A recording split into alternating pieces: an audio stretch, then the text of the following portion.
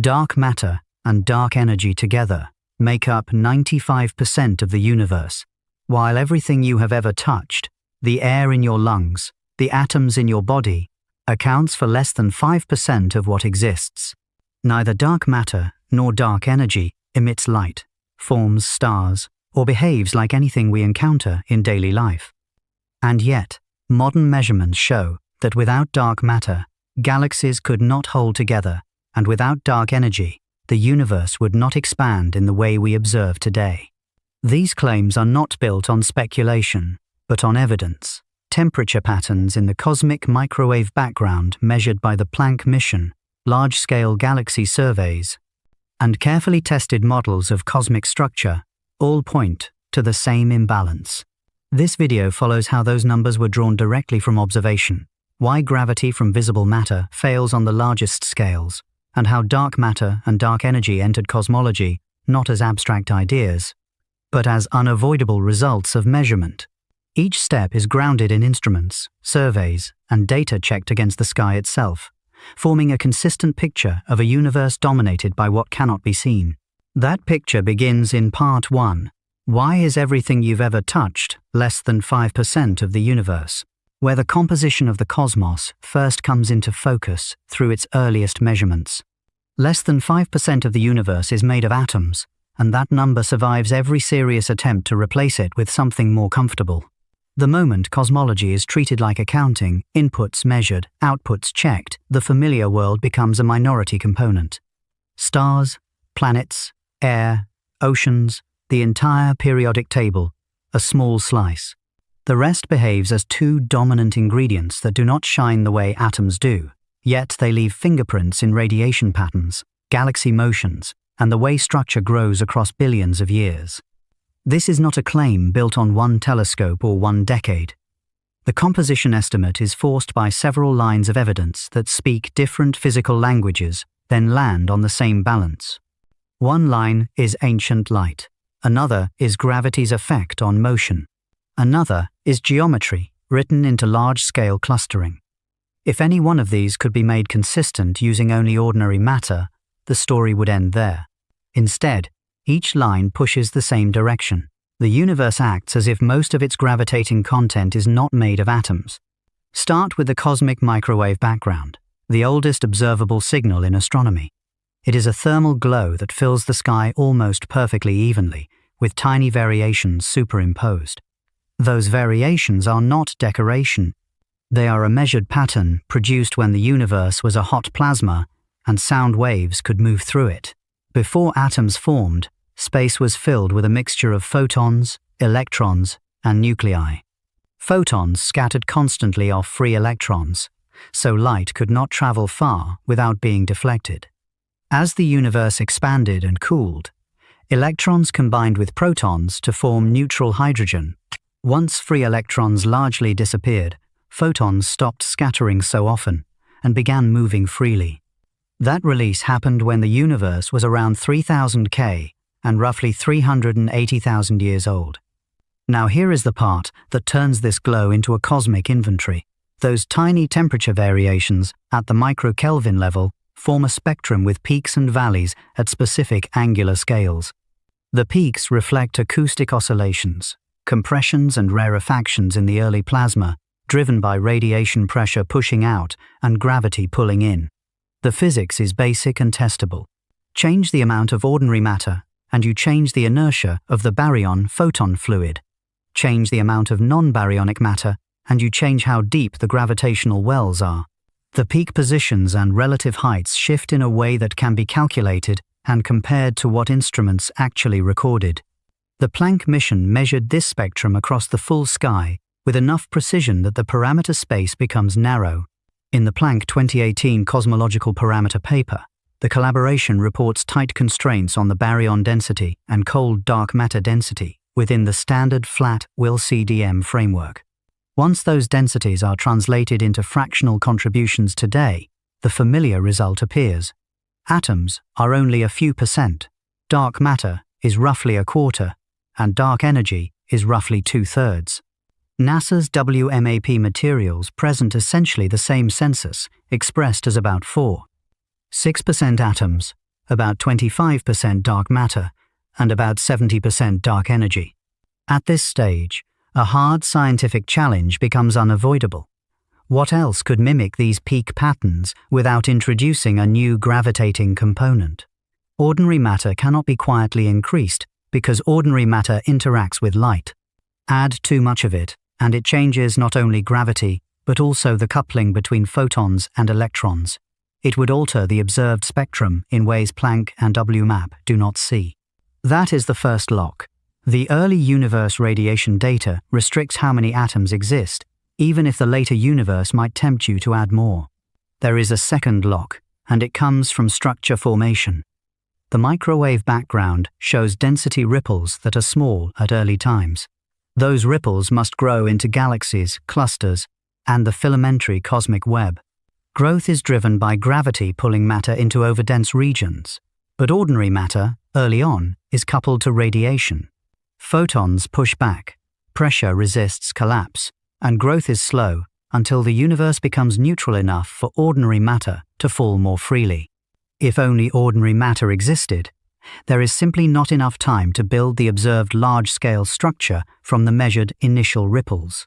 A non-luminous component that does not couple to light can begin clumping earlier, deepening gravitational wells that later pull in gas to form stars and galaxies. That is the role cold dark matter plays in LCDM, and it is why the early radiation spectrum and late structure distribution fit the same model. To see the same logic in a different measurement language, consider baryon acoustic oscillations. Those early universe sound waves leave an imprint not only in the microwave background, but also in the present-day distribution of galaxies, a preferred separation scale, a standard ruler corresponding to the comoving distance the sound waves traveled before the plasma became transparent. This feature shows up as a bump in the galaxy correlation function at about 150 megaparsecs. The existence and scale of this feature connect the early plasma physics to the late-time cosmic web, and its amplitude depends on the baryon to dark matter ratio, giving another consistency check that does not rely on the same instrument systematics as the microwave background maps. Now move closer, from the scale of hundreds of megaparsecs to the scale of individual galaxies. Here, the missing mass problem becomes tactile in a way that listeners can picture without any equations. In a spiral galaxy, you see a bright disk. Most of the visible mass, stars and gas, sits in that disk. If gravity came mainly from what you can see, orbital speeds of stars would rise in the inner region, then fall farther out, because beyond the bright region, you are no longer enclosing much additional mass. But in real galaxies, measured over and over using Doppler shifts, the outer orbital speeds stay roughly flat. This means the mass enclosed by those orbits keeps rising with distance, even when the light does not. The gravitational field is responding to something extended and massive. This result is persuasive because it is not fragile. It appears across galaxies of different sizes, star formation rates, and environments. It appears in optical spectroscopy, radio observations of neutral hydrogen, and in dynamics of dwarf galaxies that contain little luminous matter, yet show strong gravitational binding. Any alternative must explain not one curve but a population pattern, the way flat rotation curves correlate with galaxy mass and size, and the way inferred halos have characteristic density profiles that match what cold dark matter simulations produce. Could the something be ordinary matter hiding in the dark, cold gas, faint stars, dust, or compact objects? This possibility has been tested. Ordinary matter emits, absorbs, or scatters radiation in ways that can be constrained. Gas leaves, spectral lines. Dust emits in infrared. Populations of faint stars contribute to integrated light and to chemical enrichment histories. Compact objects, if abundant enough, would affect microlensing statistics and would produce gravitational signatures that do not match smooth halo distributions. The point is not that every baryonic contribution is negligible. Galaxies do contain significant gas and faint stellar components. The point is that pushing baryons to fill the entire gap runs into multiple, independent observational limits long before the gap is closed. At cluster scales, the same issue intensifies. Galaxy clusters contain hot intracluster gas at tens of millions of Kelvin, observed in X-rays. The temperature and spatial distribution of that gas reveal the depth of the gravitational potential well. Clusters also show gravitational lensing. Background galaxies are distorted into arcs and subtle shear patterns. Lensing measures mass directly through spacetime curvature, independent of whether the mass emits light. When these measurements are compared, galaxies plus hot gas versus total gravitating mass, the total exceeds the luminous components by large factors. This repeats across clusters and across redshift, making it difficult to dismiss as an artifact of one dataset. Gravitational lensing deserves special attention here because it bypasses many intuitive objections. Lensing does not care what the mass is made of. It responds to the curvature of spacetime produced by stress energy. If you map lensing and you find mass concentrations offset from the brightest gas or stars, you are seeing gravity behaving as if mass is present where light is not. Weak lensing surveys do exactly this on wide scales, producing mass maps that trace an underlying scaffold more extended than luminous structures. This supports the idea that galaxies sit inside halos and that clusters sit inside even larger halos, with ordinary matter collecting inside them rather than defining them. At this stage, it is natural to pause and ask whether this conclusion depends too heavily on assuming Einstein's gravity everywhere. That concern is understandable, because both interpretations of the cosmic microwave background and gravitational lensing calculations rely on general relativity. However, the same pressure toward dark matter also appears in observations that probe the universe in different ways. Galaxy rotation curves, the motions of galaxies inside clusters, and baryon acoustic oscillation measurements all point in the same direction. Despite relying on different observables and being affected by different sources of uncertainty, alternative theories of gravity do exist, and some can reproduce specific behaviors at galactic scales. The challenge arises when consistency is required across the entire cosmic picture. A single modification must simultaneously account for the detailed peak structure measured in the microwave background, the BAO distance scale, the observed growth rate of cosmic structure, the gravitational lensing power spectrum, and the internal dynamics of galaxy clusters. Dark matter, in contrast, introduces one additional ingredient within the existing gravitational framework, and in doing so, resolves many of these tensions at once. It is not adopted for elegance or simplicity, but because it allows a wide range of independent measurements to align within a single, coherent description of the universe. The LCDM model is where these constraints meet. It is often described as 6 parameters, but what matters for this part is how it is cross-checked. Planck pins down the early universe parameters tightly. Galaxy surveys check the BAO scale and the clustering amplitude. Lensing surveys test the projected mass distribution. Galaxy dynamics test local potentials. When the same parameter set fits all of them within uncertainties, the model becomes hard to dismiss, even while its physical interpretation remains incomplete. This is why the less than 5% statement is not a rhetorical hook. It is a compact summary of an observational entanglement.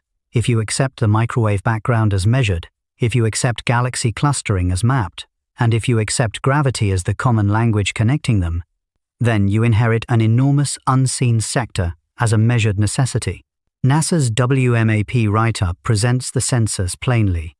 A small atomic component and a dominant dark sector, inferred because more than 95% of the energy density in the universe is in a form that has never been directly observed. Yet, the unresolved tension remains sharp in a strictly scientific sense. We can measure the gravitational role of dark matter with high confidence, but we still do not know its particle nature. Experiments built to detect weakly interacting massive particles, axion-like candidates, or other possibilities have not produced a definitive signal so far. That absence does not erase the gravitational evidence. It constrains the interaction strength and mass range of candidates, forcing the search into new territory. And there is another pressure point that makes this part feel unfinished in the best way. Even within LCDM, the universe's behavior suggests that dark matter is not just extra mass. It sets the timetable of galaxy formation. It determines how halos merge. It shapes the abundance of dwarf galaxies. It influences lensing statistics. So when the universe tells us that most of its gravitating content is invisible, it is also telling us that the visible universe is a tracer layer, bright enough to photograph, but not heavy enough to explain its own architecture. Keep this point in mind, because it shapes how the next section begins. Once the cosmic census has been established from ancient radiation and large-scale clustering, attention turns to the most direct and consistently observed failure of visible matter gravity. When gravity is calculated using only the matter we can see, stars inside galaxies orbit as though the true mass extends far beyond what any telescope can detect. Part 2. Why would galaxies fly apart if we only count the matter we can see? If gravity in galaxies were produced only by the stars and gas we can observe, most galaxies would not survive for more than a few rotations. Their outer regions would not remain bound. They would stretch, unravel, and disperse into intergalactic space. This is not a metaphor and not a theoretical exaggeration. It is the direct result of applying well-tested gravitational laws to measured motions inside real galaxies. The problem becomes visible the moment astronomers began measuring how fast stars move. In a spiral galaxy, stars orbit the center along nearly circular paths. Those speeds can be measured with precision by observing how starlight shifts toward red or blue as stars move away from or toward Earth. The technique relies on basic atomic physics and has been used reliably for more than a century. When those measurements were first extended far beyond the bright central regions of galaxies, the results created a serious conflict. According to Newtonian gravity, orbital speed depends on how much mass lies inside the orbit. Near the center of a galaxy, where stars and gas are concentrated, speeds should rise with distance. Beyond the luminous disk, where little additional matter is visible, speeds should fall. This pattern works well in the solar system. Planets farther from the Sun move more slowly because almost all the mass is concentrated at the center. Galaxies were expected to behave the same way. They do not. Instead, stars far from the visible center continue to orbit at nearly the same speed as stars much closer in. These are called flat rotation curves. The term is simple, but its implications are severe. A flat curve means that the enclosed mass keeps increasing with distance, even where almost no light is detected. The gravitational field behaves as if a massive, invisible component surrounds the galaxy in an extended halo. This behavior was not seen in one object or one survey. It appeared repeatedly as radio astronomy matured and astronomers traced neutral hydrogen gas far beyond the optical edges of galaxies. Hydrogen emits radio waves at a wavelength of 21 centimeters, allowing astronomers to map gas where starlight is faint or absent. Those gas clouds orbit at high speeds, far outside the visible disk. Their motion cannot be explained by the gravity of stars alone. One might suspect that the missing mass could be ordinary matter that simply does not shine brightly. That possibility was examined carefully. Cold gas, faint stars, stellar remnants, and dust all leave detectable signatures. Gas emits spectral lines. Dust radiates in infrared. Stars, even faint ones, affect chemical abundances and integrated light. When these contributions are counted, they increase the mass somewhat, but nowhere near enough. The discrepancy remains large, often several times the mass of all visible components combined. At this point, the issue is not subtle. If only visible matter existed, the measured orbital speeds imply that stars should exceed escape velocity. They should drift outward and leave the galaxy. That they do not means that an additional gravitational component must be present. This conclusion does not depend on speculative physics. It follows directly from measured velocities and well-tested gravitational laws. The historical turning point came when systematic surveys replaced isolated measurements. Vera Rubin and her collaborators measured rotation curves across many spiral galaxies and found the same pattern again and again. The details varied, but the core result did not. The outer parts of galaxies move too fast. The behavior is not an anomaly. It is a defining property of spiral galaxies. This forced a shift in interpretation. Galaxies are not self-contained systems defined by their luminous matter. They are embedded in much larger gravitational structures. The visible disk is a tracer, not the source, of most of the gravity. The dominant mass extends far beyond the region where stars form. Independent evidence soon reinforced this picture. Elliptical galaxies, which lack clear rotation patterns, show unexpectedly high stellar velocity dispersions. Galaxy clusters exhibit internal motions that far exceed what visible matter can bind. In every case, gravity behaves as if there is more mass than can be seen. Gravitational lensing provides a different kind of confirmation. Light from distant galaxies bends as it passes through gravitational fields. The amount of bending depends only on mass, not on whether that mass emits light. When astronomers map lensing around galaxies, they find mass distributions far larger and more extended than the visible components. The lensing signal traces a halo that envelops the galaxy, matching the mass required by rotation curves. These halo structures are not arbitrary. Their shapes and density profiles align closely with predictions from simulations that include cold, dark matter. Those simulations begin with initial conditions measured from the cosmic microwave background and evolve forward under gravity. The halos that form naturally produce flat rotation curves without adjustment. Visible matter settles into disks inside them, forming stars where conditions allow. Attempts to explain galaxy stability by altering gravity itself have been explored. Some modified gravity models can reproduce flat rotation curves for certain galaxies. However, they struggle to explain the full range of observations simultaneously. A model that fits spiral galaxies often fails for galaxy clusters or lensing data. The difficulty is consistency across scales. Dark matter, by contrast, provides a single explanation that works from dwarf galaxies to the largest bound structures in the universe. The evidence from galaxy stability marks a critical transition in cosmology. Before rotation curves were measured widely, dark matter was a hypothesis motivated by cluster dynamics. Afterward, it became a structural requirement. Galaxies, as they exist, require more gravity than visible matter can provide. Without that additional mass, their observed motions cannot be sustained.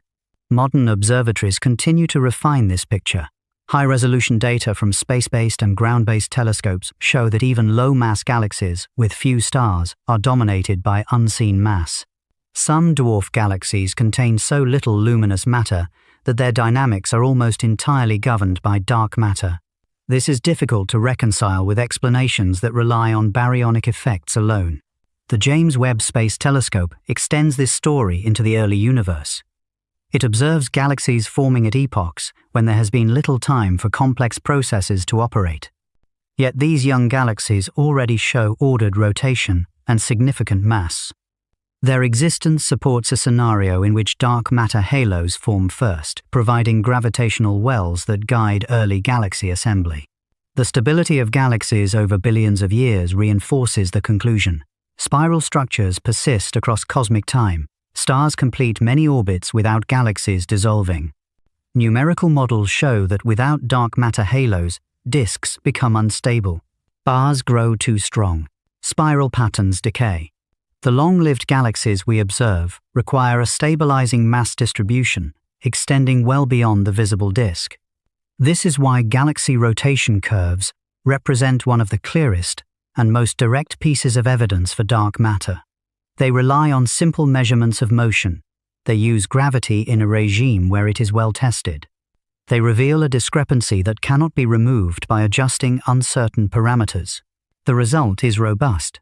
As Carl Sagan once said, extraordinary claims require extraordinary evidence. In the case of dark matter, the evidence is not extraordinary in the sense of being exotic. It is ordinary data, repeated across many systems, pointing consistently to the same conclusion. The claim arises because the universe behaves in a way that visible matter alone cannot explain. The idea that galaxies would fly apart without unseen mass is not a dramatic flourish. It is a literal statement about orbital mechanics. Remove the dark matter halo from a spiral galaxy, and the equations predict instability. Leave it in, and the equations match what telescopes see. This realization reshapes how galaxies are understood. They are not islands of stars floating freely in space. They are luminous patterns etched onto massive, invisible frameworks. The light traces the structure, but it does not define it. That understanding sharpens the narrative even further. Once the motions of galaxies show gravity extending beyond visible matter, attention moves to situations where mass and light can be physically separated. In those environments, gravity can be traced independently of baryonic matter, a separation that becomes unmistakable during violent collisions between galaxy clusters. Part 3. Why did Fritz Zwicky realize the universe was missing most of its mass? The first time the universe was accused of hiding most of its mass did not happen in a modern control room filled with digital screens. It happened in the early 1930s through handwritten calculations and photographic plates when a single astronomer noticed that gravity was failing in a way that could not be repaired quietly. Galaxies inside large clusters were moving so fast that, by every known rule of physics, they should not have remained together at all. That astronomer was Fritz Zwicky, working at the Mount Wilson Observatory in California. At the time, galaxy clusters were still a relatively new concept. Astronomers knew galaxies existed in groups, but the physical nature of those groups was poorly understood. Were they temporary alignments, or were they genuine gravitational systems? Zwicky approached the question using a method that had already proven reliable elsewhere in astronomy: measure motion, infer mass, and compare the two. Zwicky focused his attention on the Coma cluster, a massive collection of thousands of galaxies located hundreds of millions of light-years away. Even by the standards of the time, Coma was extraordinary. Its galaxies were densely packed, and early observations already suggested unusually large internal motions. Zwicky began measuring the velocities of individual galaxies by studying how their spectral lines shifted due to motion along the line of sight. The numbers were immediately troubling. Galaxies in Coma were moving at velocities of several thousand kilometers per second. If the cluster's gravity came only from the visible galaxies, those speeds were far too high. According to Newtonian gravity, a system with that much motion should disperse rapidly. The cluster should have flown apart long ago. Zwicky did not stop at a qualitative impression. He applied the virial theorem, a well-established principle linking the average kinetic energy of a gravitational system to its total gravitational binding energy. In plain terms, if you know how fast objects inside a system are moving, you can estimate how much mass is required to keep them bound. When Zwicky carried out this calculation for the Coma cluster, the result was stark. The mass required was hundreds of times greater than the mass inferred from visible galaxies alone. This was not a small discrepancy that could be absorbed into measurement uncertainty. It was an order of magnitude failure. Zwicky concluded that most of the cluster's mass was not emitting light. He referred to it as Dunkel Materie, dark matter. In a 1933 paper, he wrote that the velocity dispersion in Coma demanded far more mass than was observed. The cluster behaved as if the visible galaxies were only tracers moving inside a much heavier, unseen structure. At the time, the astronomical community was not ready to follow him. The idea that most of the universe's matter was invisible conflicted with expectations and intuition. Observational techniques were still developing, and some assumed that the discrepancy must be due to underestimated luminosities, faint stars, or measurement errors. Zwicky himself was an unconventional figure, known for sharp criticism and uncompromising views, which did not help his case. Yet the data remained. Galaxy velocities did not slow down. The cluster did not disperse. And no amount of ordinary matter could plausibly fill the gap without revealing itself in other ways. What makes Zwicky's insight remarkable is not only that it was early, but that it was conceptually correct in its structure. He was not proposing exotic particles or new physics. He was following gravity where it led. If motion was real and gravity worked as understood, then mass was missing. The universe was behaving as if most of its mass could not be seen. Decades later, as observational astronomy improved, the same problem reappeared independently. Other galaxy clusters showed similar discrepancies. The masses inferred from galaxy motions consistently exceeded luminous matter by large factors. This was no longer an isolated anomaly. It was a pattern. The situation grew more compelling when new observational tools became available. X-ray astronomy revealed that galaxy clusters contain vast amounts of hot gas, heated to tens of millions of degrees. This gas emits strongly in X-rays and contributes significant mass. For a time, it appeared that this might solve Zwicky's problem. But when the gas mass was added to the galaxies, the discrepancy shrank only partially. The total gravitational mass still exceeded the visible mass by several times. Gravitational lensing later provided an entirely different line of evidence. Light from background galaxies bends as it passes through the gravitational field of a cluster. The amount of bending directly measures the total mass, regardless of whether that mass emits light. When astronomers mapped lensing in clusters, they found mass distributions consistent with Zwicky's original inference. The clusters were dominated by unseen matter. Modern observations leave little room for reinterpretation. Measurements from space-based observatories operated by NASA and the European Space Agency, combined with ground-based surveys, consistently show that clusters are embedded in massive dark matter halos. These halos dominate the gravitational field and determine how galaxies move within the cluster. The James Webb Space Telescope now extends this picture into earlier cosmic times. JWST observations reveal massive structures forming earlier than visible matter alone would permit. The gravitational scaffolding implied by Zwicky's work appears to have been present from very early epochs, shaping the growth of galaxies long before stars fully assembled. What Zwicky identified was not a special property of coma. It was a general feature of how gravity operates on large scales. Clusters are not loosely bound gatherings of luminous galaxies.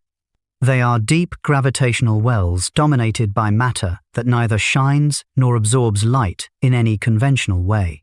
In hindsight, the resistance to Zwicky's conclusion is understandable. The claim challenged the assumption that light traces mass. For centuries, astronomy relied on brightness as a proxy for substance.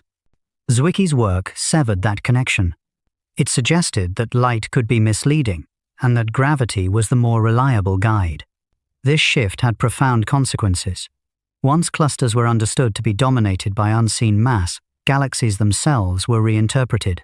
They were no longer self-contained systems but substructures within larger gravitational environments. The idea of dark matter halos enveloping galaxies follows naturally from this cluster-scale insight. Zwicky's contribution also reshaped cosmology in a quieter way. It established that any serious model of the universe must account for gravitating matter beyond what is visible. This constraint now underpins modern dark matter cosmology. The precise nature of dark matter remains unknown, but its gravitational role was recognized long before particle physics entered the discussion. In 1976, long after his original work, Zwicky reflected on the resistance his ideas faced. He remarked that astronomers were reluctant to accept conclusions that did not fit existing frameworks. History eventually sided with the data. The missing mass problem did not disappear. It expanded. Today, the evidence supporting Zwicky's insight comes from galaxy clusters across the observable universe, mapped through velocities, X-ray gas, gravitational lensing, and numerical simulations. The same conclusion repeats. Most of the mass-shaping cluster dynamics is invisible. This realization carries the story into its next stage. If dark matter dominates galaxy clusters, and if clusters themselves are built from galaxies, then attention must turn to how dark matter behaves when such structures collide at high speed. There are regions in the universe where clusters have passed directly through one another, leaving luminous matter displaced from the gravitational mass. In these cases, the separation is clear enough that the argument moves beyond indirect inference and into direct observation. Part 4. Why did Vera Rubin's data make dark matter impossible to ignore? The moment dark matter stopped being a debatable idea and became a structural requirement of cosmology arrived quietly, through repeated measurements that refused to change. Galaxies were rotating in a way that no adjustment to visible matter could fix, and the data kept insisting on the same answer, night after night, object after object. At the center of this turning point was Vera Rubin, working in the 1970s with a simple but decisive goal: Measure how fast stars move at different distances from the centers of spiral galaxies, and do it carefully enough that uncertainty could no longer be used as an escape. The problem she confronted had a clear expectation: Newtonian gravity, which works extraordinarily well in the solar system and in stellar binaries, predicts a specific pattern for orbital motion. When most of the mass is concentrated near the center, orbital speeds rise in the inner region, reach a maximum, and then decline with distance. This is exactly what happens around the Sun. Beyond a certain radius, there is little additional mass, so gravity weakens and velocities fall. Spiral galaxies were expected to follow the same logic. Their bright disks contain most of the stars and gas. Beyond the luminous edge, little additional matter is visible. If gravity were produced mainly by that luminous material, stars orbiting far from the center should move more slowly than those closer in. Rubin's measurements showed that this never happens. Using high-sensitivity spectrographs, Rubin and her collaborators measured the Doppler shifts of stars and gas across galactic disks, extending well beyond regions previously studied. What they found was not a subtle deviation. The rotation curves flattened. Stars tens of thousands of light-years from the center were orbiting at nearly the same speeds as stars much closer in. The decline predicted by Newtonian gravity did not appear. This pattern repeated across galaxy after galaxy. Large spirals, small spirals, isolated systems, and those in groups all showed the same behavior. The specific speeds varied, but the flatness remained. Once the luminous disk ended, the rotation curve refused to fall. This result carried immediate consequences. A flat rotation curve means that the mass enclosed by the orbit continues to increase roughly in proportion to radius. In other words, even where light drops off sharply, gravity does not. The galaxy behaves as if it is embedded in a massive halo that extends far beyond the visible stars. At first, some hoped the discrepancy could be resolved by ordinary matter that was simply hard to see.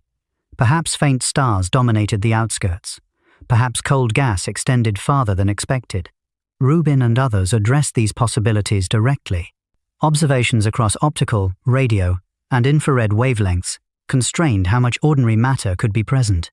Neutral hydrogen gas, traced by its 21 centimeter emission, does extend beyond the stellar disk, but its mass is far too small to account for the required gravity. Dust and faint stellar populations similarly fall short. The gap was not marginal. In many galaxies, the mass inferred from rotation curves exceeded the visible mass by factors of 5 or more. No rearrangement of known baryonic components could close that gap without violating other observational constraints. What made Rubin's work decisive was not novelty, but consistency.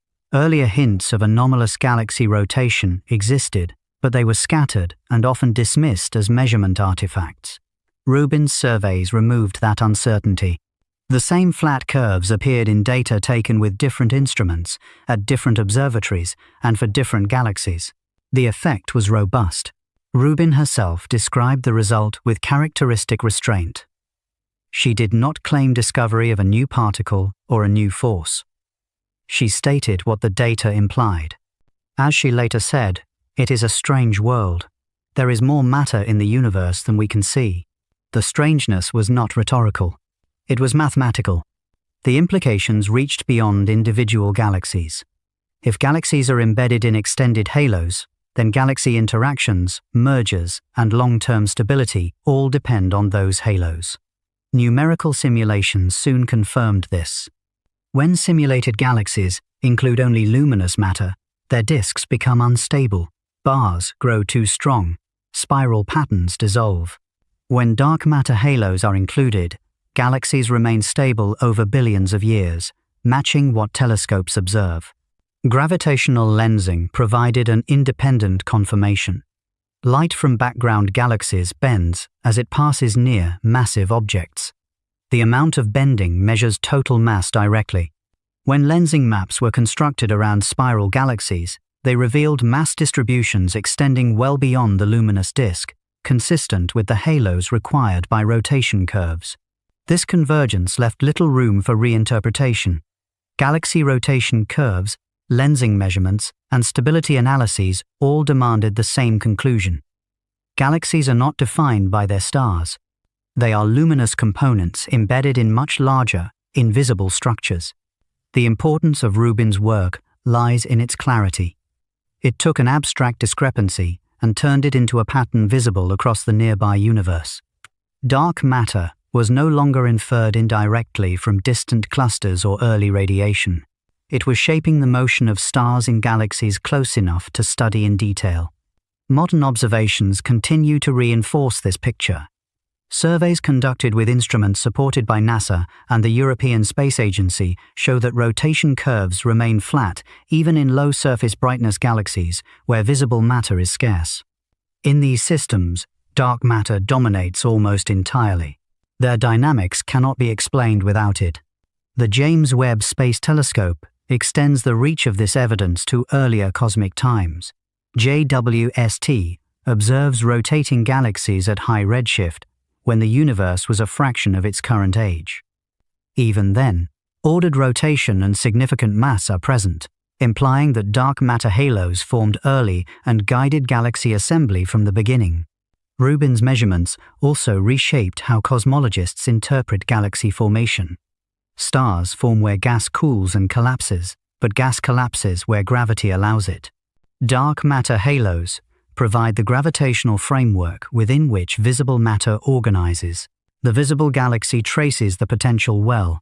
It does not create it. Attempts to replace dark matter with modifications of gravity have continued, but they face a demanding standard set by rotation curves. Any alternative must reproduce not just one curve, but the systematic behavior across many galaxies, including the relationship between halo properties and luminous mass. Thus far, no alternative has matched the breadth of observational agreement achieved by dark matter models. The verdict that emerged from Rubin's work was not declared by committee. It emerged because the data stopped offering escape routes. Flat rotation curves are simple to understand and difficult to dismiss. They show gravity acting where light is not. Carl Sagan once observed that science is not only compatible with spirituality, it is a profound source of spirituality. In this context, the statement applies differently. Science revealed that the familiar universe is only a surface layer, and that most of what shapes cosmic motion lies beyond direct sight. The revelation did not come from speculation, but from careful measurement of starlight shifting by tiny amounts. Dark matter halos appear around galaxies as stable, long-lived structures. Under ordinary conditions, they remain quiet and persistent. But when massive systems collide at high speed, those halos do not follow the same behavior as luminous matter. In such events, gravitational mass and visible material separate in a way that cannot be concealed. Part 5. Why can't dark matter be normal matter, antimatter, or black holes? If dark matter truly outweighs all visible matter in the universe by such a large margin, then a simple possibility immediately suggests itself. Perhaps it is not exotic at all. Perhaps it is made of the same kind of matter that forms stars, planets, and people, only hidden from view. This idea is natural, intuitive, and wrong, and the reason it fails is not philosophical, but observational. The universe has been examined across the electromagnetic spectrum, with increasing sensitivity for more than a century. From radio waves to gamma rays, ordinary matter leaves traces. It emits, absorbs, scatters, heats, cools, ionizes, recombines. Even when cold or diffuse, it interacts with light in ways that can be measured. If dark matter were simply ordinary matter in an unfamiliar arrangement, those interactions would already be visible in the data. Start with the most straightforward candidate, normal matter that does not shine. Gas clouds, faint stars, brown dwarfs, dead stellar remnants, white dwarfs, neutron stars, cold planets drifting between stars. In the early decades of dark matter research, these objects were grouped under the term MACOs, massive astrophysical compact halo objects. They seemed promising because they are massive and can be dim, but gravity alone does not allow them to hide indefinitely. A galaxy halo made primarily of compact objects would reveal itself through gravitational microlensing. As such objects pass in front of background stars, they briefly magnify the starlight. Large surveys were designed to search for these events. The results were clear. Microlensing occurs, but far too rarely for MACOs to make up more than a small fraction of the required mass. They cannot account for dark matter halos without violating the statistics. Diffuse gas fares no better.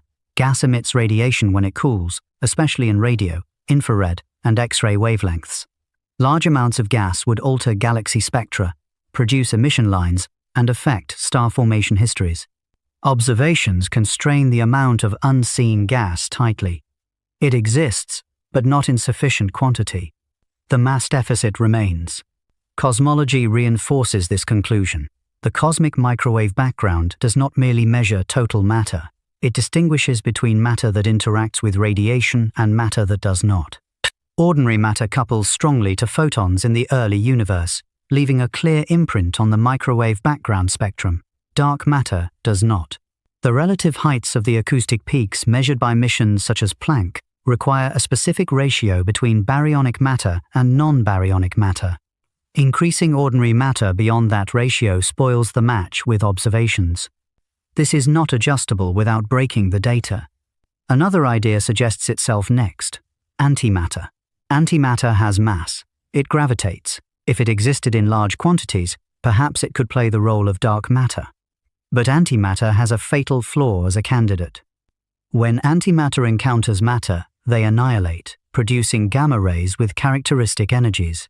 These signals are well understood and unmistakable. Astronomers have mapped the gamma-ray sky in detail. Observatories operated by NASA and other agencies detect gamma rays from known astrophysical processes: supernova remnants, pulsars, active galactic nuclei, cosmic ray interactions.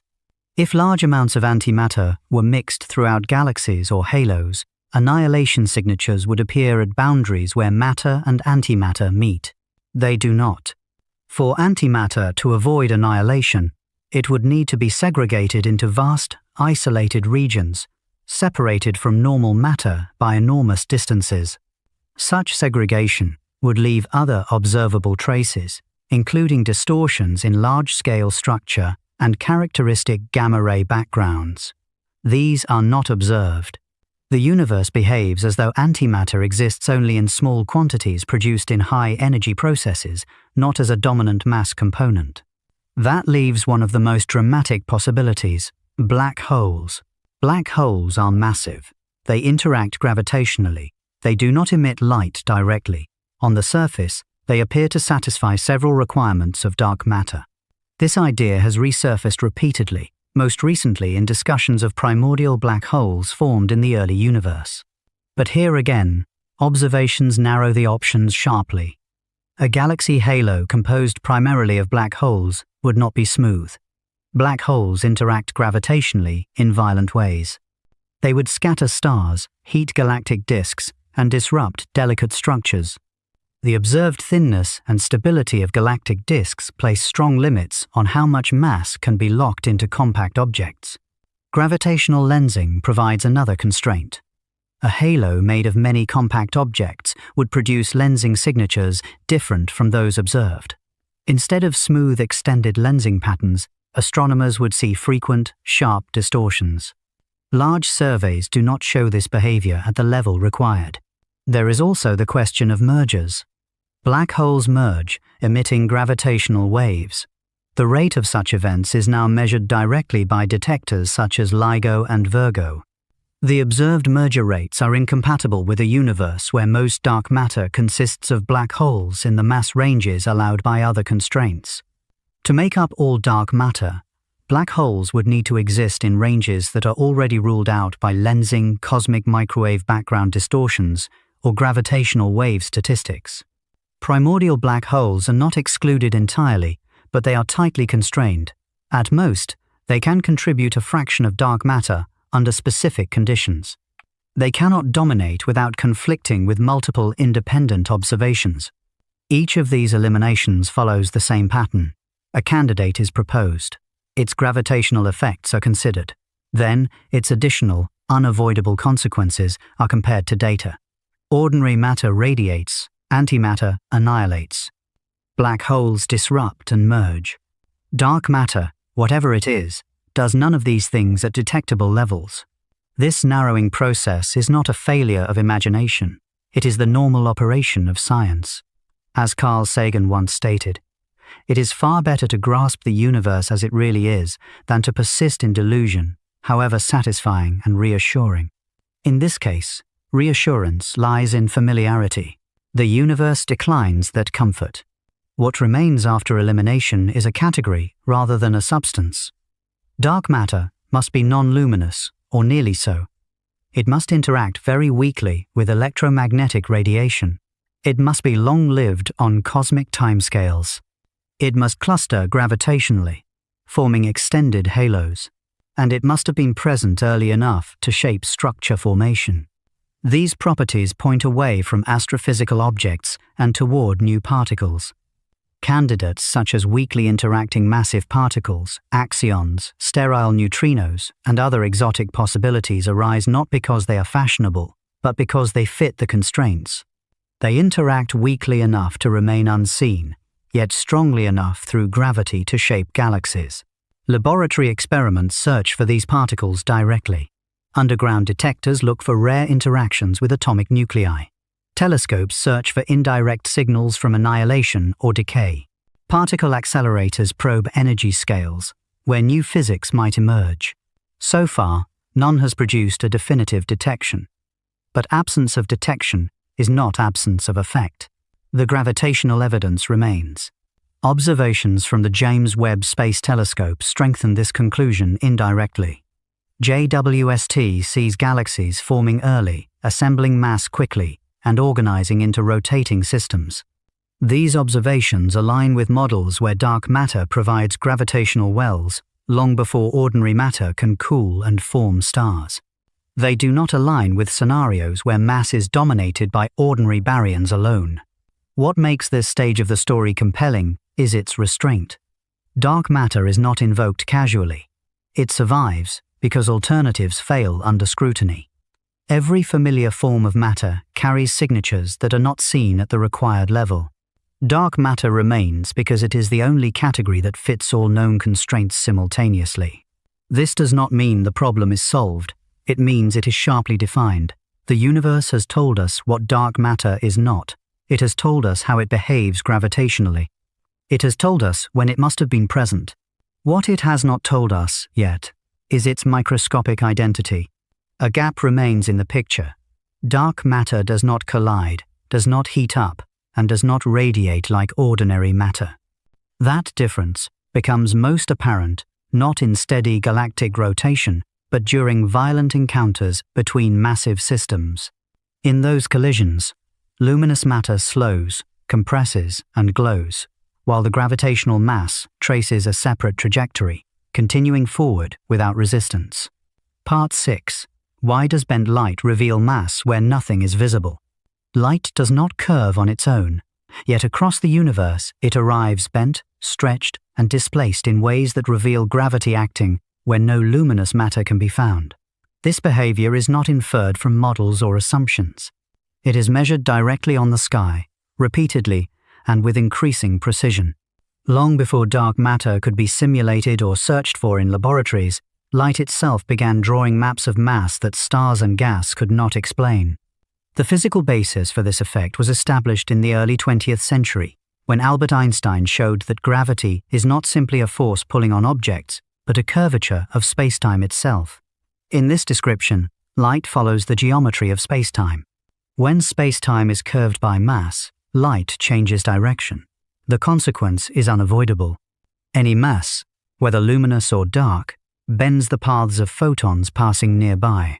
This prediction was first tested during a solar eclipse in 1919, when starlight passing close to the Sun was observed to shift position, exactly as Einstein's theory predicted. From that moment on, gravitational lensing became a tool, not just a confirmation. If light bends in response to mass, then measuring that bending reveals mass directly, independent of how bright or dark it may be. In astronomical terms, gravitational lensing occurs when light from a distant background galaxy passes near a foreground mass on its way to Earth. The mass acts like a lens, altering the apparent position and shape of the background object. When the alignment is precise and the mass is large, such as a galaxy cluster, the effect is dramatic. Galaxies appear stretched into arcs, rings, or multiple images. This is called strong lensing. More commonly, the effect is subtle. The shapes of background galaxies are distorted slightly, by only a few percent, in a coherent pattern across the sky. This is weak gravitational lensing.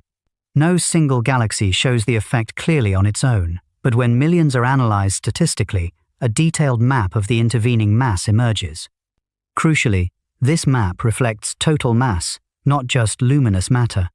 This is where lensing becomes decisive for dark matter. When astronomers reconstruct mass distributions from lensing data, they do not recover the same shapes seen in visible light. Instead, they find extended concentrations of mass that surround galaxies and clusters, often reaching far beyond the luminous boundaries.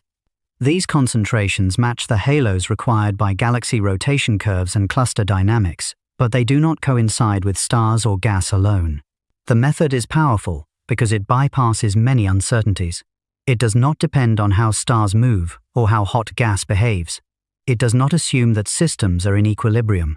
It relies only on how space-time deflects light. In that sense, gravitational lensing probes gravity itself. Large surveys have made this technique increasingly precise. Space-based observatories operated by NASA and the European Space Agency, along with ground-based telescopes, have mapped weak lensing across vast regions of sky.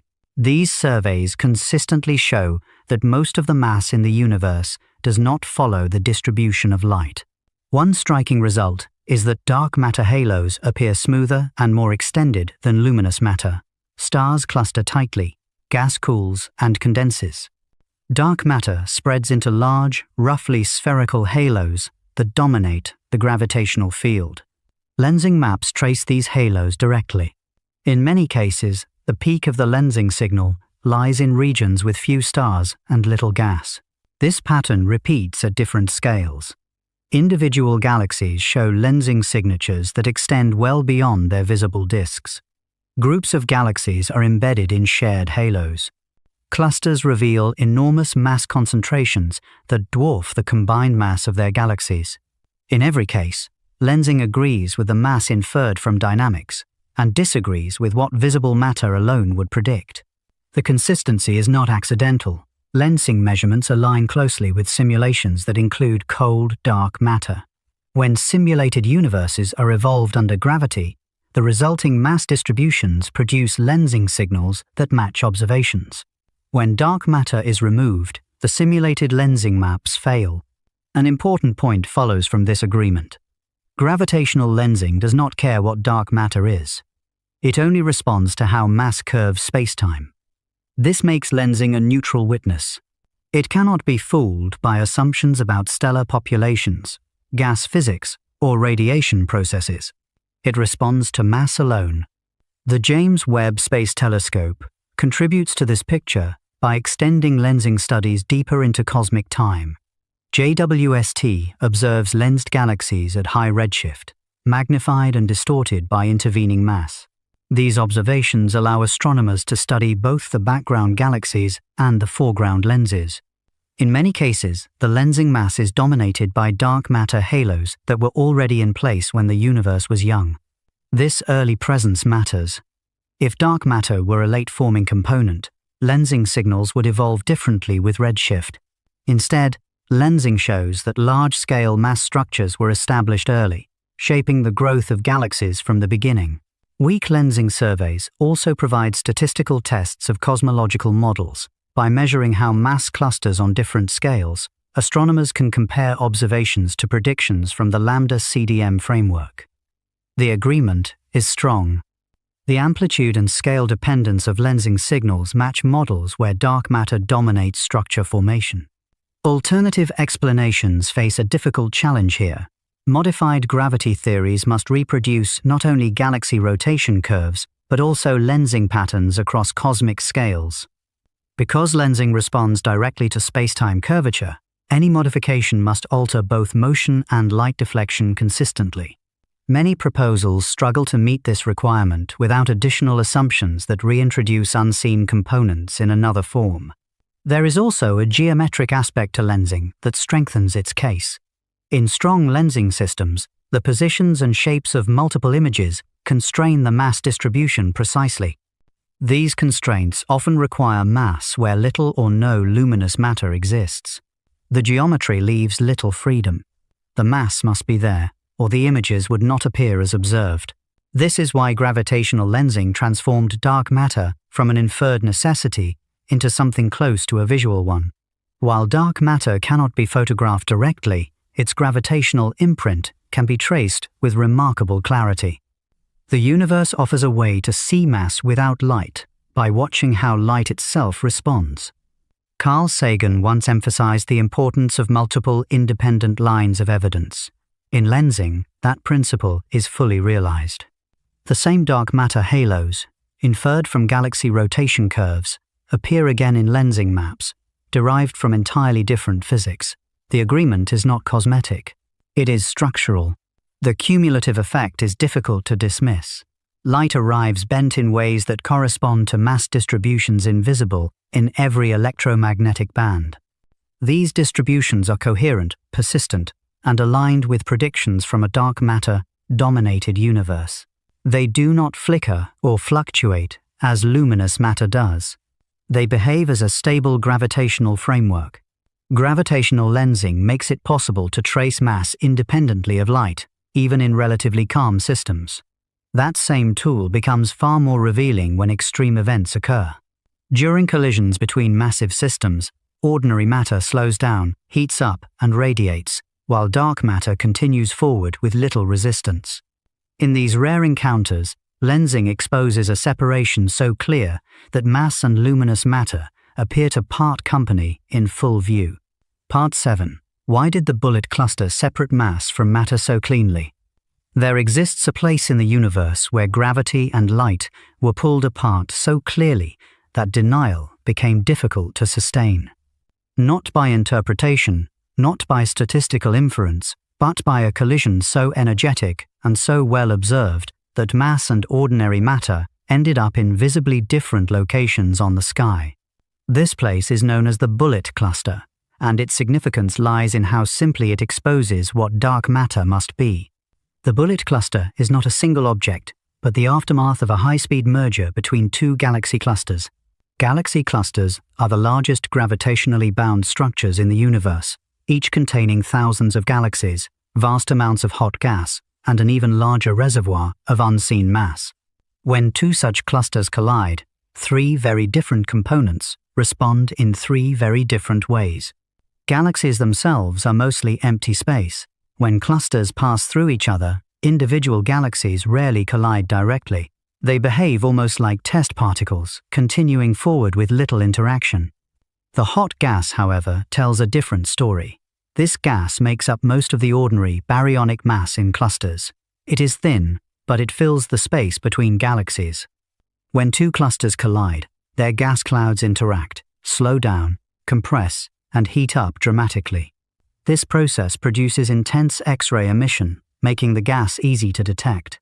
The third component is the one that matters most here. Whatever dominates the gravitational mass of the clusters does not emit light, does not heat up, and does not slow down in the collision. It passes through almost unaffected. In the bullet cluster, this separation was caught in detail. X-ray observations revealed a bright, shock-heated cloud of gas lagging behind the galaxies, slowed by the collision. Optical images showed the galaxies continuing ahead. Gravitational lensing measurements then mapped where the total mass was located. The lensing signal did not peak where the gas was. It peaked where the galaxies were. This is the key point. Most of the mass was not where most of the ordinary matter was. The lensing maps showed two dominant mass concentrations aligned with the galaxy distributions, not with the X-ray bright gas. The gas contained the majority of the baryonic matter, yet it did not dominate the gravitational field. The gravity traced something else entirely. This observation matters because it removes ambiguity. In calm systems, one can argue about equilibrium, modeling assumptions, or subtle biases. In the bullet cluster, The system is violent and transient. The gas has been physically separated from the rest of the mass. There is no equilibrium to assume. The separation is direct. If gravity were produced primarily by ordinary matter, the lensing signal would peak at the gas clouds. It does not. If gravity were modified in some universal way, without unseen mass, the lensing signal would still follow the distribution of baryonic matter. It does not. The mass follows the galaxies, not the gas. This behavior is exactly what is expected if most of the mass is in a non-collisional component. Dark matter interacts gravitationally, but not through the electromagnetic forces that cause gas to collide and slow down. In the bullet cluster, dark matter halos from the two original clusters passed through each other, while the gas collided and stalled. The result is a clean spatial offset between mass and matter. The discovery was not accidental. The bullet cluster was studied extensively using multiple observatories. X-ray data came from space-based telescopes operated by NASA, revealing the temperature and density structure of the gas. Optical imaging and spectroscopy mapped galaxy positions. Weak gravitational lensing analyses reconstructed the mass distribution independently. Each dataset told a consistent story. What makes this case particularly strong is that the conclusions do not rely on detailed modeling of the collision dynamics. The lensing signal depends only on the curvature of spacetime. It does not care what the mass is made of. It responds to mass wherever it is. The fact that lensing peaks are displaced from the gas peaks is a geometric fact on the sky. The bullet cluster was not the last example of this phenomenon, but it was the clearest early one. Since then, other merging clusters have been observed with similar behavior. Each adds weight to the same conclusion. The bullet cluster stands out because the collision geometry is favorable, the separation is large, and the data quality is high. Some alternative explanations were proposed. Could the gas physics be misunderstood? Could projection effects confuse the interpretation? Detailed analyses address these concerns. The separation persists under different modeling assumptions. The lensing reconstruction remains robust. The mass simply does not sit where the ordinary matter does. This observation has an important implication for the nature of dark matter. It shows that dark matter is not only invisible, but also effectively collisionless on cluster scales. If dark matter particles interacted strongly with each other, the dark matter halos would have slowed or deformed during the collision, much like the gas. They did not. The halos passed through with little disturbance. This places constraints on dark matter interaction cross-sections. It limits how strongly dark matter particles can collide with one another. In this sense, the bullet cluster is not just evidence that dark matter exists. It is an experiment that probes its physical properties. The significance of this result extends beyond cluster mergers. It feeds back into cosmology as a whole. Models of structure formation assume that dark matter can stream through itself and through ordinary matter with minimal interaction. The bullet cluster shows that this assumption holds in at least one extreme environment. It also sharpens the distinction between dark matter and alternatives based on modified gravity alone. Modified gravity theories aim to explain cosmic phenomena without invoking unseen mass. But in the bullet cluster, gravity itself appears displaced from ordinary matter. The lensing signal follows something that behaves like matter, but does not interact like matter. This is difficult to reconcile with gravity-only explanations. As one NASA description put it, the bullet cluster provides direct empirical proof of the existence of dark matter. The word direct is used carefully here. Dark matter is not seen, but its gravitational effects are separated spatially from all known forms of ordinary matter. The separation is observed, not inferred. The European Space Agency and other institutions have highlighted the bullet cluster as a cornerstone observation. It does not stand alone, but it clarifies what other evidence implies. Galaxy rotation curves show missing mass. Lensing shows mass without light. The bullet cluster shows mass where matter is not. There is also a human story behind this discovery. It required combining data across wavelengths, disciplines, and institutions. X-ray astronomers Optical observers and lensing experts worked together. No single technique would have sufficed. The clarity comes from convergence. The bullet cluster also reminds us that the universe occasionally provides natural experiments far more extreme than anything we can build. Two galaxy clusters collided at several thousand kilometers per second, compressing gas to temperatures of tens of millions of Kelvin, while leaving the dark matter largely untouched. Nature performed the experiment. Astronomers recorded the result. This collision did not create dark matter. It revealed how dark matter behaves under stress. It showed that dark matter is not simply another form of gas or dust. It does not slow, heat, or glow. It responds to gravity and little else. The lesson carries forward. If dark matter can separate cleanly from baryonic matter in collisions, then future observations of similar systems can test dark matter properties further. Variations in separation, halo deformation, or interaction signatures could narrow down candidate models. The bullet cluster, therefore, occupies a special place in the story. It does not answer what dark matter is made of. It answers what dark matter is not. It is not ordinary matter. It is not strongly interacting. It is not bound to light. Dark matter shapes gravity on the largest structures in the universe, acting as a smooth component that does not collide or dissipate. Its influence does not end within galaxies or clusters. On the largest scales, it extends into the behavior of space itself. Observations show that cosmic expansion has not slowed in the way gravity from matter alone would require, pointing to an effect that operates globally rather than locally. Part 8. Why did Edwin Hubble's redshift turn space itself into a dynamic actor? The most disruptive discovery in 20th century astronomy did not arrive as a new object in the sky, but as a pattern in numbers that refused to go away. Galaxies were not merely moving through space. Their light carried a systematic shift that grew stronger with distance, forcing astronomers to accept a conclusion that changed the role of space itself from a static stage into an active participant in cosmic history. That pattern emerged from the work of Edwin Hubble in the 1920s, at a time when the scale of the universe was still uncertain. Before Hubble, many astronomers believed the Milky Way might constitute the entire universe, with spiral nebulae embedded inside it. The question of whether these nebulae were separate galaxies was not settled by theory, but by measurement. Hubble's first contribution was distance. Using Cepheid variable stars as standard candles, he measured how far away certain spiral nebulae truly were. The distances were enormous, far beyond the boundaries of the Milky Way.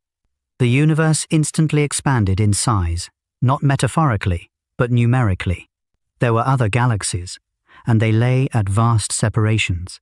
The second contribution was velocity. Long before Hubble, astronomers such as Vesto Slipher had measured the spectra of spiral nebulae and noticed that many showed redshifts.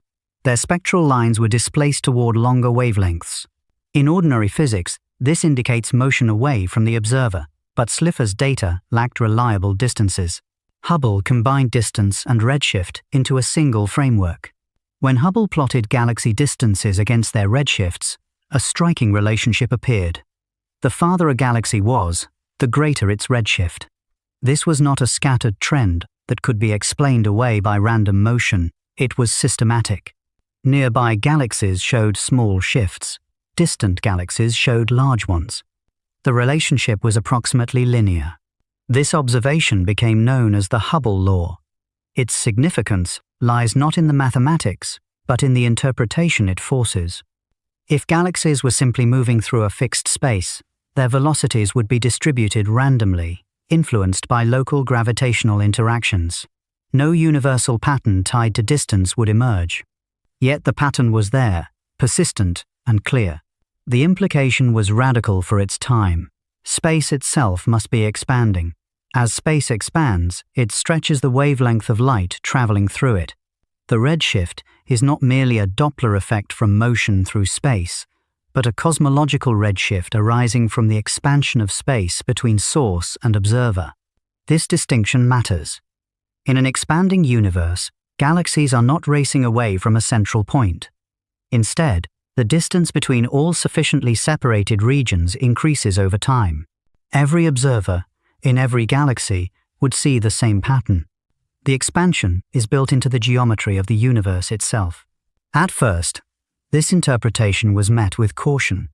General relativity, published by Albert Einstein in 1915, allowed for dynamic solutions in which space could expand or contract. But Einstein himself initially favored a static universe and introduced a cosmological constant to keep space from changing. Hubble's data made that stance untenable. The universe was not static. Expansion was an observable fact.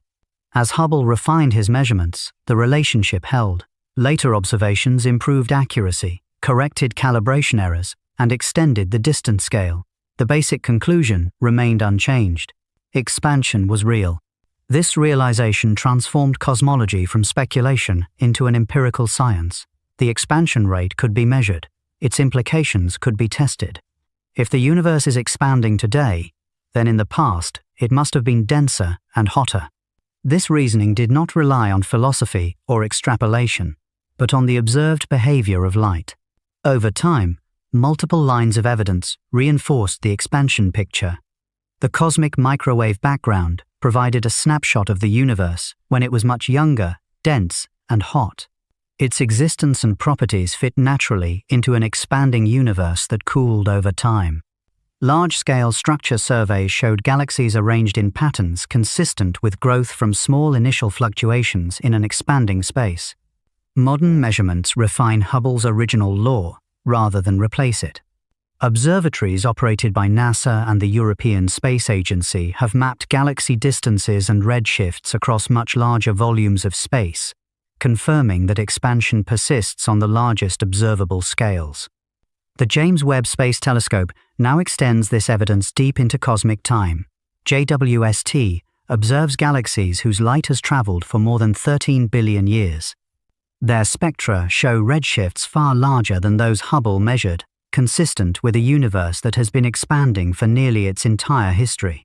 The light is stretched, not because those galaxies are fleeing unusually fast, but because space itself has grown while the light was in transit. This perspective resolves a common confusion. In an expanding universe, distant galaxies can appear to recede faster than the speed of light without violating relativity, because the expansion is not motion through space. It is the stretching of space. General relativity permits this, and observations confirm it. Hubble's discovery also changed how gravity was understood on cosmic scales. In a static universe, gravity would eventually pull matter together. In an expanding universe, gravity must compete with expansion. The balance between the two determines the fate of cosmic structure. For decades, astronomers assumed that expansion should gradually slow as gravity worked against it. The question became quantitative. How much mass exists, and is it enough to halt or reverse expansion? This question leads directly into the later discovery that expansion is not slowing at all, but accelerating, a result that requires dark energy. But that conclusion rests entirely on Hubble's original insight, that expansion exists in the first place. What makes Hubble's work enduring is its simplicity. He did not begin with a grand theory of cosmic origin. He measured distances. He measured redshifts. He compared them. The universe responded with a pattern. Hubble himself was cautious in interpretation. He spoke of a redshift-distance relation without initially committing to a specific cosmological model, but the data left little room for alternatives. Over time, independent confirmations removed remaining doubt. Radio astronomy, infrared surveys, optical spectroscopy, and space-based observations all converged on the same conclusion. The universe is expanding. This is not inferred from one era or one method. It is measured continuously across cosmic time. This realization also reframed humanity's place in the cosmos. There is no central vantage point. Every galaxy sees others receding. Expansion does not privilege location. It is a property of space itself. Carl Sagan often emphasized that science advances by replacing comfortable assumptions with measured reality. Hubble's work did exactly that. It replaced the idea of an eternal, unchanging cosmos with a universe in motion, evolving, measurable, and finite in age. The expansion of space is now one of the foundational facts of cosmology. It underlies the Big Bang framework, the interpretation of cosmic background radiation, and the evolution of structure. Without Hubble's redshift measurements, these later developments would lack empirical grounding. And yet, the story does not end with expansion alone. Once expansion was established as a fact, the next question followed naturally. If space is expanding under gravity's influence, what determines whether that expansion slows, stops, or accelerates? Observations would eventually reveal that something unexpected is happening on the largest scales, something that pushes space apart rather than pulling it together. This conclusion did not arise from Hubble's early observations. It emerged decades later, when astronomers began using distant stellar explosions as direct markers of cosmic expansion over time.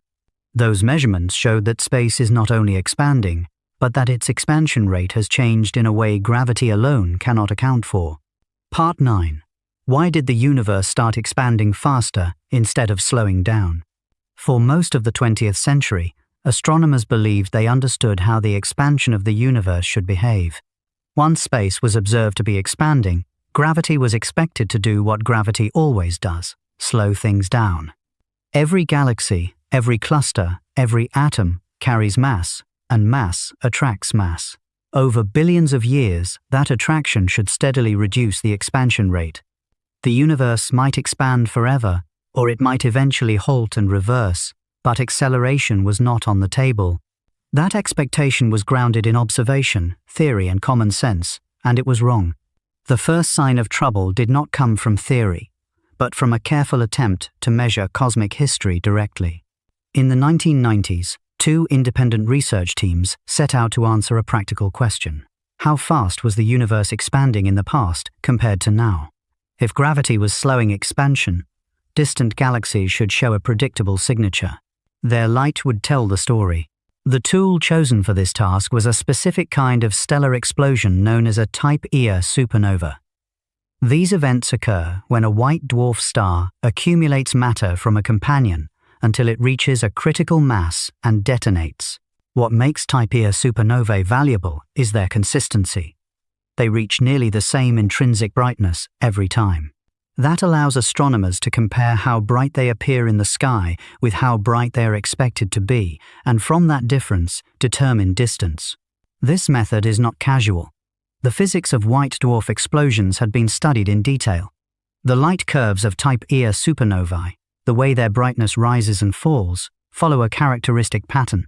Subtle variations can be corrected using empirical relationships, tightening the distance estimates. By the 1990s, these techniques were reliable enough to probe billions of light-years into space. Two teams led this effort. One was the Supernova Cosmology Project, led by Saul Perlmutter. The other was the High Z Supernova Search Team, led by Brian Schmidt and Adam Rees. Their goal was not to overturn cosmology. It was to measure the deceleration parameter of the universe. The expectation was straightforward. If gravity dominated, distant supernovae should appear brighter than they would in a universe expanding at a constant rate. That brightness would indicate that expansion was faster in the past and has since slowed. The teams calibrated their instruments, checked their data pipelines, and collected supernovae at redshifts that placed them billions of years in the past. What they found was the opposite. Distant Type Ia supernovae were dimmer than expected. Not slightly, not ambiguously, but consistently. The light from these explosions suggested that the universe was expanding more slowly in the past than it is now. The expansion was not decelerating. It was accelerating. This result was unsettling for a simple reason. There was no known mechanism to cause it. Gravity pulls. It does not push. Ordinary matter and dark matter both contribute positive gravitational attraction. Neither can produce acceleration on cosmic scales. Yet the data were clear. The teams questioned everything. Could the supernovae be intrinsically dimmer in the past? Could dust be absorbing light and making distant explosions appear fainter? Could selection effects bias the sample? Each possibility was examined carefully. Dust, for example, leaves a wavelength-dependent signature. It reddens light. The observed supernova spectra did not show the reddening patterns required to explain the dimming. Evolution of supernova properties was considered, but nearby and distant events followed the same corrected light curve relationships. Independent datasets confirmed the trend. As more supernovae were added, the pattern strengthened. The conclusion survived scrutiny from multiple angles. The universe's expansion rate was increasing. This discovery forced a rethinking of cosmic dynamics. To explain acceleration, cosmologists had to introduce a new component with a very specific property. It must exert negative pressure on large scales. In general relativity, pressure contributes to gravity. Negative pressure can cause spacetime to expand faster. This component became known as dark energy. The simplest form of dark energy corresponds to the cosmological constant, originally introduced by Albert Einstein decades earlier and later abandoned. In this interpretation, empty space itself carries energy. As the universe expands, the total amount of this energy increases, driving further expansion. Importantly, dark energy does not clump like matter. It does not form structures or halos. It remains nearly uniform as space grows. That uniformity explains why its influence becomes dominant only at late times. In the early universe, matter density was high and gravity slowed expansion. As the universe expanded and matter thinned out, dark energy remained constant per unit volume. Eventually, it took over. The supernova data did not stand alone for long. Other observations soon converged on the same conclusion. Measurements of the cosmic microwave background provided a snapshot of the early universe's geometry. Large-scale galaxy surveys mapped how structure grew over time. When these datasets were combined, they pointed to a universe dominated today by dark energy. Observatories operated by NASA and the European Space Agency played central roles in confirming this picture. Satellite missions measured background radiation with high precision. Ground-based surveys mapped galaxy distributions and baryon acoustic oscillations, providing independent distance scales. The James Webb Space Telescope now extends these tests to earlier epochs. JWST observes galaxies at redshifts that probe times before dark energy dominated. These observations allow astronomers to check whether cosmic expansion behaves as expected across different eras. So far, the results remain consistent with an accelerating universe driven by dark energy. What makes the supernova discovery particularly powerful is its directness. It does not rely on assumptions about structure formation or equilibrium. It uses standardizable explosions as mile markers across time. The universe itself provides the timeline. In 2011, the significance of this discovery was formally recognized when Perlmutter, Schmidt, and Rees were awarded the Nobel Prize in Physics. The citation emphasized the unexpected nature of the result. Acceleration was not predicted. It was observed. This acceleration has deep consequences. It determines the ultimate fate of the universe. If dark energy remains constant, galaxies beyond a certain distance will eventually recede faster than light can bridge. Structures, not gravitationally bound, will drift out of contact. The large-scale universe will become increasingly isolated. Yet, despite its influence, dark energy remains poorly understood. Unlike dark matter, which leaves fingerprints in galaxy rotation and lensing, dark energy reveals itself only through its effect on expansion. It does not cluster. It does not interact with light in any known way. Its properties are inferred indirectly through careful comparison of cosmic distances and redshifts. The supernova discovery did not answer what dark energy is. It answered that something new must exist. The universe's expansion history cannot be explained by matter alone. Carl Sagan often reminded audiences that science progresses by following evidence, even when it leads to uncomfortable places. The acceleration of the universe is one of those places. It tells us that the dominant component of the cosmos acts not by pulling matter together, but by driving space apart. This realization completes a pattern established over previous parts. Dark matter explains why galaxies and clusters hold together. Dark energy explains why the universe as a whole does not slow its expansion. Together, they dominate cosmic behavior, while ordinary matter plays a supporting role. And yet, the picture remains incomplete. Dark energy accounts for most of the universe's energy budget, but its nature is unknown. Is it truly constant, or does it evolve over time?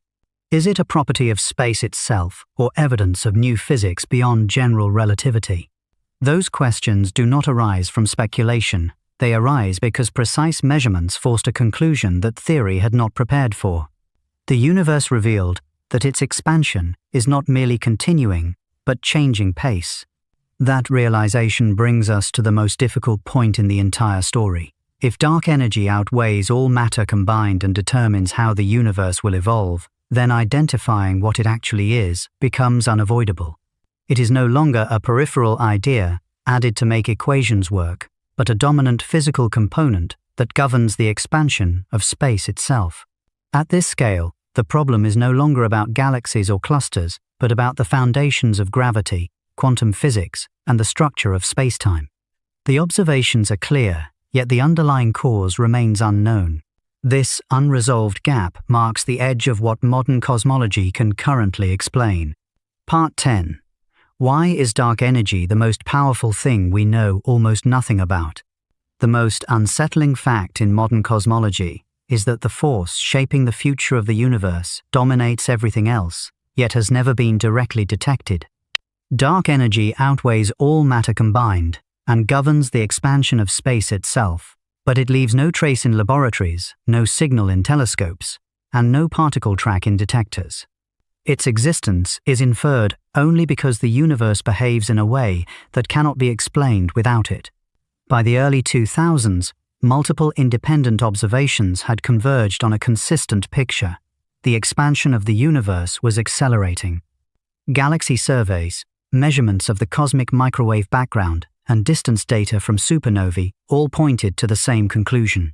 Within the standard cosmological framework, known as lambda CDM, dark energy accounts for roughly 68% of the total energy density of the universe. Ordinary matter contributes about 5%. Dark matter fills in the rest. This breakdown is not theoretical preference. It is the result of fitting models to data collected across decades by space and ground-based observatories. The challenge begins with a simple but uncomfortable implication. If dark energy dominates the universe today, then empty space is not empty. It carries energy, and not a negligible amount. When expressed mathematically, the energy density associated with dark energy is extremely small in everyday units. Yet because it fills all of space, its total influence overwhelms everything else on cosmic scales. The simplest description of dark energy is the cosmological constant, a term introduced into the equations of general relativity by Albert Einstein. Originally added to prevent the universe from expanding or contracting, the term represents a constant energy density inherent to space itself. When expansion was discovered, Einstein abandoned it, reportedly calling it his greatest mistake. Decades later, the cosmological constant returned, not as a mathematical convenience, but as a necessary component to match observation. In this interpretation, dark energy does not dilute as the universe expands. Matter spreads out and becomes less dense over time. Dark energy remains constant per unit volume. As space grows, more dark energy appears simply because there is more space. This property explains why acceleration becomes noticeable only after billions of years. In the early universe, matter dominated. Today, dark energy does. This explanation fits the data well, but it opens a deeper problem. When physicists calculate the energy of empty space using quantum field theory, they obtain a value that is vastly larger than what cosmology observes. The discrepancy is enormous, exceeding 100 orders of magnitude. No known mechanism naturally reduces the theoretical value to the observed one. This mismatch is often described as the worst prediction in physics. The conflict sits at the boundary between gravity and quantum theory. General relativity treats energy as a source of spacetime curvature. Quantum theory predicts that even the vacuum should contain fluctuating energy. When these ideas are combined, the result is catastrophic unless some unknown cancellation occurs. That cancellation is not understood. Because of this tension, many researchers have explored alternatives to a simple cosmological constant. One possibility is that dark energy arises from a dynamic field that changes over time. Such models allow the energy density to evolve rather than remain fixed. These ideas can be tested by measuring whether the expansion rate changes in specific ways across cosmic history. Observations so far show no clear deviation from a constant dark energy. Measurements from missions operated by NASA and the European Space Agency remain consistent with a cosmological constant within current uncertainties. Large galaxy surveys and cosmic microwave background data reinforce this picture. The James Webb Space Telescope adds another layer of constraint by observing galaxies at very high redshift. These observations probe eras when dark energy was subdominant. By comparing early expansion behavior with later acceleration, astronomers test whether dark energy has changed over time. So far, the data remains stubbornly consistent with a constant value. Another possibility is that dark energy signals a breakdown of general relativity on the largest scales. Modified gravity theories attempt to explain acceleration without invoking a new energy component. These models must reproduce the successes of general relativity on solar system and galactic scales while behaving differently across billions of light years. That is a demanding requirement. Many such models fail when confronted with precision data. What makes dark energy especially difficult to study is its smoothness. Dark matter clumps into halos and filaments. It reveals itself through gravitational lensing and galaxy dynamics. Dark energy does not clump. It leaves no local structures to map. Its presence is inferred only statistically through its cumulative effect on expansion. This means that every piece of evidence for dark energy comes indirectly: distances to supernovae, angular scales in background radiation, patterns in galaxy clustering. Each measurement is careful, controlled, and subject to systematic checks. None relies on a single observation. The conclusion emerges only because many independent methods agree. The success of lambda CDM is therefore both reassuring and troubling. Reassuring because a simple model fits an enormous range of data. Troubling because the dominant component of that model has no clear physical explanation. As one NASA report put it, dark energy is the name we give to whatever is causing the expansion of the universe to accelerate. It is a description, not an understanding. Carl Sagan often emphasized that science is a way of discovering how little we truly know. Dark energy embodies that lesson. It shapes the fate of the universe, yet resists every attempt to be reduced to familiar physics. It does not interact with light. It does not respond to electromagnetic forces. It reveals itself only through gravity and expansion. The future implications are profound. If dark energy remains constant, the universe will continue to expand at an accelerating rate. Distant galaxies will eventually move beyond observable reach. Star formation will decline as matter becomes increasingly isolated. These outcomes follow directly from the measured properties of dark energy, not from speculation. Yet even here, uncertainty remains. Precision measurements continue to improve. New surveys aim to map expansion history with unprecedented accuracy. Small deviations from a constant dark energy could reveal new physics. Alternatively, the cosmological constant may remain stubbornly consistent, forcing theorists to confront the vacuum energy problem head-on.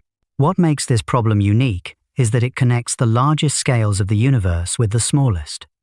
The behavior of empty space over billions of light-years may depend on quantum processes at subatomic scales. No other known phenomenon links these extremes so directly. Dark energy is therefore not just another cosmic component. It is a signpost pointing toward incomplete understanding. It tells us that the framework we use to describe nature works extraordinarily well, but not completely. Something essential is missing. Current observations reach a clear limit. They show that most of the universe is invisible, that gravity does not follow the behavior expected from visible matter alone, and that space itself carries energy with measurable consequences. These conclusions come directly from data, even as their deeper explanation remains incomplete. Measurements will continue to improve, independent surveys will refine the picture, and the universe will continue to expand, regardless of how quickly understanding advances. Thank you for spending this time with Scientist Stories. Your attention and patience are deeply appreciated. Wherever you are, and whatever hour has brought you here, may the rest of your night be peaceful, and may sleep come easily, with the quiet reassurance that knowledge grows through careful observation, step by step.